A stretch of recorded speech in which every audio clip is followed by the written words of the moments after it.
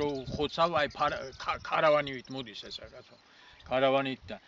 აი ახლა საშიშროება ის არის რომ ეს მთლიანად აი გარშემო მთელი სოფლის საძოვრებს ან ნათესებს უწალეკავს საშინელი მდგომარეობა ყოფილა იმიტომ რომ ბალახი პრაქტიკულად ალაზნის პირას ველი მთლიანად შეჭმულია უდან ეხლა მოადგა იმ ნათესებს სადაც აი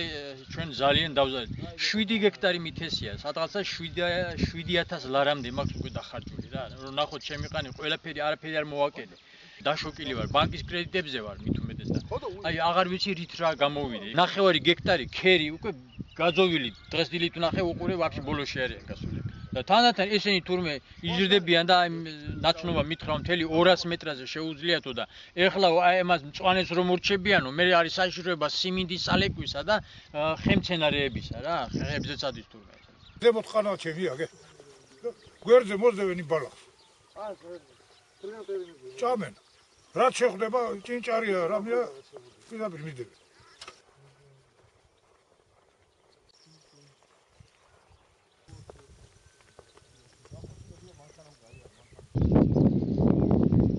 რაღაც კატასტროფისკენ მიდის რა აი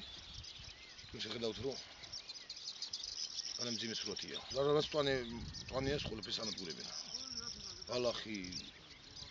ის არის ქერი ხორბალი სულ ყველაფერი შამენ რომ ტვანი არის ყველაფერი შამენ ხალხს ასობით ლარი აქვს ჩადებული აქ და აბა რა არის განადგურდა ამას ვინ ამოძანწყაროს არამედ ამოძანწყაროს აქ ერთი კაი ამინდი და 2 დღის მერე სოფელში იქნება შემოსული ბალახი იყო აქ რა და ეხლა კერია ესე იგი აქ გაჩნდა ეთყობა კალია აქ რომ მოსპო ეს საძუარი რომ მოსპო მე გადმოვიდა შემოვიდა უკვე მოსახლეობის ნაკვეთებში ნუ ფაქტიურად საძუარი აღარ არსებობს და ახლა უკვე